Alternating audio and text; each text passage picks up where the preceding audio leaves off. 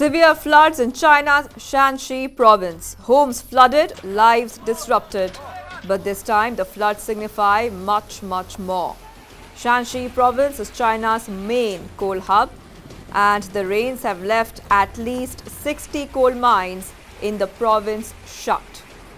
This is not a good sign for China, who's already struggling with a coal crunch crisis.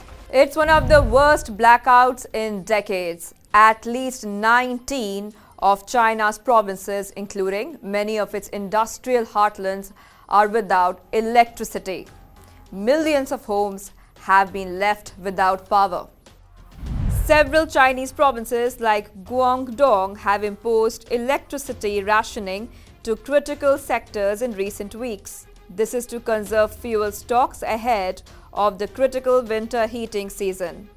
The power rationing has diverted supply to critical industries and residential consumption. But an imbalance has been created in the system, forcing other industries to cut capacity. So how did China get here? China is desperate to meet high coal demands as a global power crisis surges. There has been a surging demand amid the post-pandemic recovery. Demand for electricity is soaring as the country emerges from lockdowns. The ripple effects disrupted global supply chains as textile, steel, and other factories shut down and production plunged. Since the beginning of the year, electricity production has increased by about 10%. The Chinese energy juggernaut has run out of steam after running down stocks of coal. There was hope that Beijing would lift all environmental restrictions that increase the cost of producing electricity with coal, or that world prices would fall soon of coal. The situation is made worse for China by a spat last year with Australia over Canberra's call for an international probe of the origins of the COVID-19 pandemic.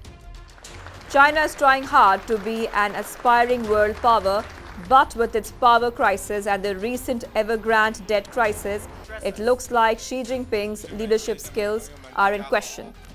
Also, China has pledged to become carbon neutral by 2060.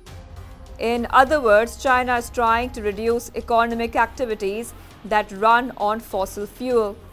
China is currently the world's largest producer of wind and solar energy and the largest domestic and outbound investor in renewable energy. The question we are asking is this: is China pulling down its power production through coal to show a shiny face internationally, while its own citizens suffer from blackouts?